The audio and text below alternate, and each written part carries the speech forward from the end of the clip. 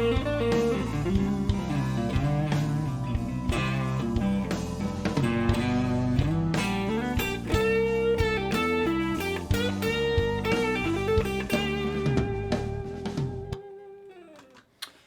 what's up everybody? Griff Hamlin here from Blues Guitar Unleashed. Welcome. Thanks for joining me today. In this video, we're going to talk about a slow blues thing, a cool slow blues thing.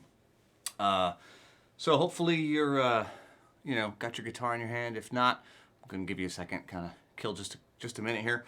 But don't forget, if you are not on my email list, if you want to sign up, grab yourself a free copy of my guidebook on how to play the blues. It's a great place to get started if you're new, either to guitar in general or to the blues specifically. It kind of assumes you can play a little bit, but assuming you can play some chords, you'll be in good shape, and get you started with soloing, comping, all that fun stuff. Okay, so do that when you think of it, and let's talk a little bit about slow blues licks.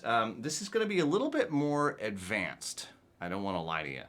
This is a little bit trickier in the counting department, and this kind of comes from, I've been listening to a lot of Rory Gallagher, Johnny Winter, Walter Trout, of course Joe Bonamassa comes up,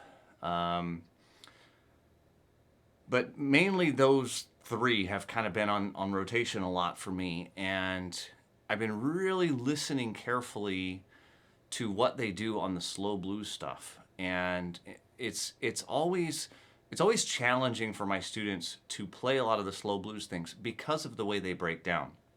And so I'm going to show you a lick. This is basically stolen out of Texas Flood by Stevie Ray Vaughan. It's just a straight up box one lick. It's not super complicated, but I'm going to show you it in two different ways: the kind of traditional counting it in triplets method, and then counting it in sextuplets, which is what gives you the juice, for lack of a better word. All right, so I think you'll probably dig it. Assuming you're kind of down with that sort of thing. Let's see if I can. Oh yeah. Okay. Cool. Here is our first lick. I'm getting fancier by the week. I tell you, by the day even. I'm starting to impress even myself. So this is like I say, a nice slow blues. 1, 2, 3, 4, 1, and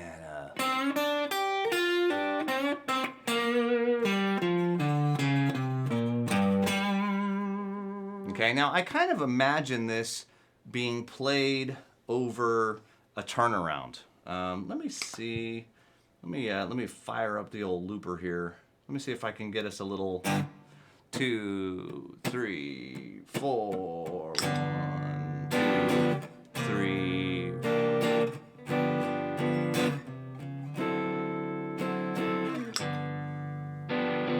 Okay. Right, so if I were to play this over that, 4, 1.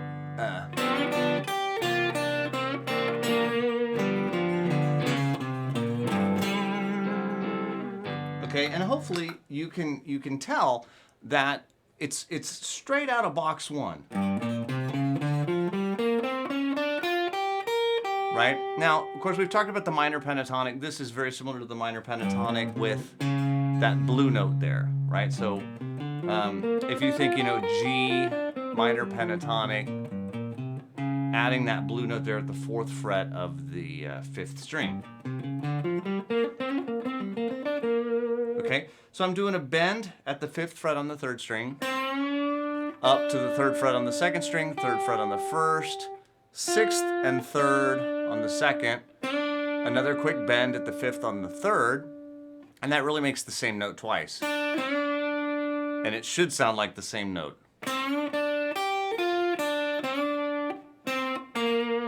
And then what you see here, that 5 to 3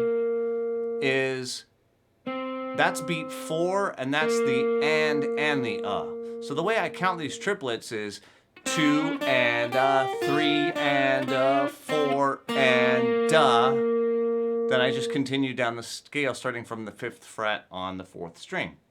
1 and 2 and 3 and a.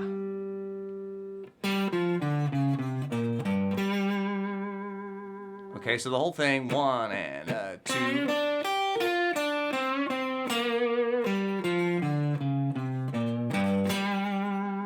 Okay, now admittedly, if you were going to use this lick exactly like that, if you were going to play it in that speed over, say, a turnaround, it's different if you were playing it over just the one chord.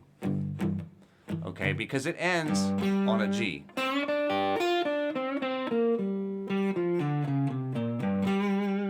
But if you were playing it over a turnaround, when I hit those last two notes, I'd be on the 5 chord. So I'd probably change just the last little bit.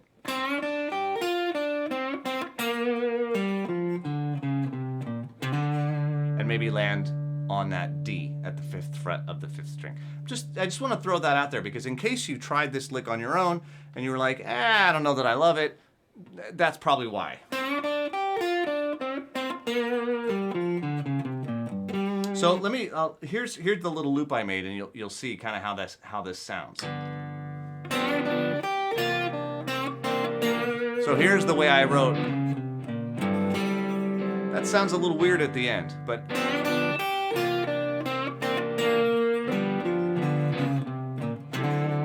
that sounds better.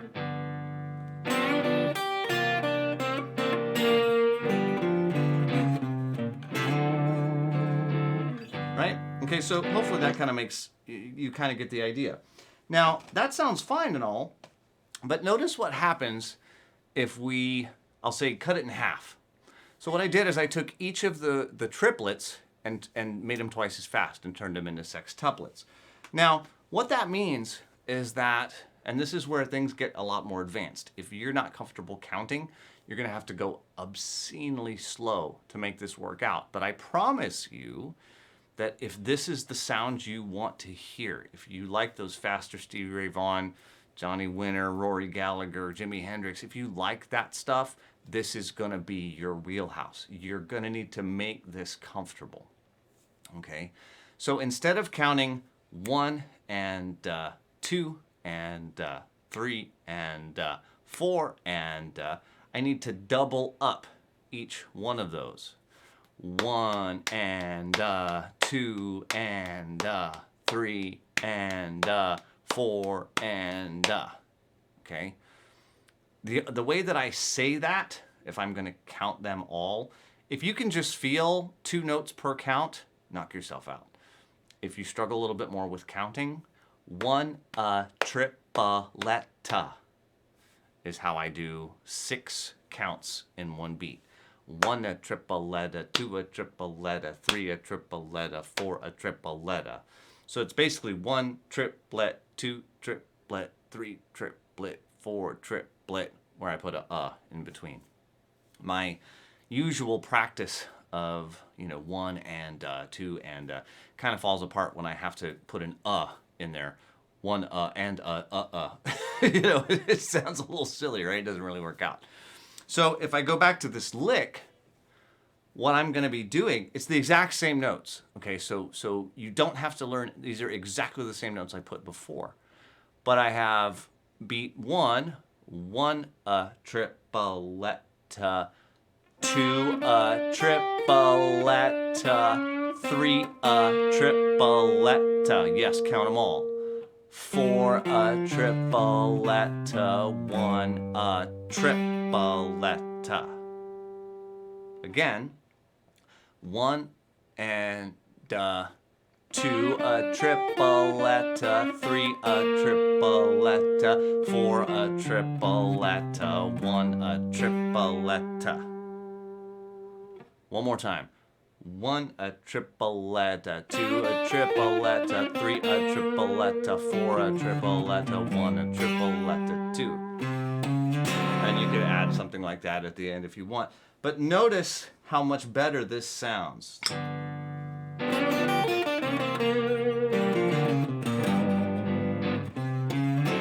Right? It just flows.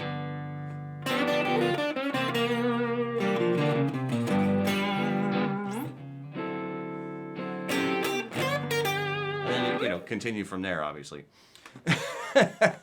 But that is the crux, and I've really been working a lot on sort of deconstructing some of these faster, slow blues style licks lately because they're so hard to teach and they're so hard to learn because they have this consistent push and pull against the beat. And you really, believe it or not, many times you have to take beats which are already subdivided into three pieces. So we're taking each of the three pieces of each beat and dividing them in half. Okay, well, imagine if we took and divided each of the pieces of each of the beats into thirds, right? It's like 1 and 2 and 3 and 1 and 2 and 3 and 4 and it's you can just get, because the tempo is so slow, that if you can feel those kind of oddball subdivisions, you can get some really, really, really cool stuff happening. And that's kind of what it's all about. We try to get cool stuff happening. So if you're a little bit more advanced and you feel pretty good about the counting thing, and you're not using this sextuplet idea or these double time triplets, whatever you want to call it, take some time and practice on that. It's a really, really great addition. The more you can just, kind of ingrain and feel those more complex rhythm deconstructions like that, the better off you're going to be. Right? That's just the way it works. And that's really all I got for you for today. So so listening to music is important. Yeah, heck yeah. Listen to a lot of music. I listen to music every day. And I'm a big proponent of this. In the modern world, it's very easy to do everything with our eyes. We look up tabs on the internet. We watch YouTube videos on how to do things. I regularly, on my email list, I will send out stuff to listen to. Listen to this guy, listen to this guy, listen to this guy. And I'll, send links out for music, because you gotta listen. You gotta absorb this stuff. It's a huge deal. Thank you for saying that. And I don't see any other questions. And so glad you guys are digging these lessons, man. Thanks so much for all the nice things you say. And, really, really appreciate you being here and checking out the videos. I actually have a live session coming up here shortly with some of my All Access Pass members. So I'm going to head off and do that. And then perhaps a little later this evening, I might have a special guest in the studio.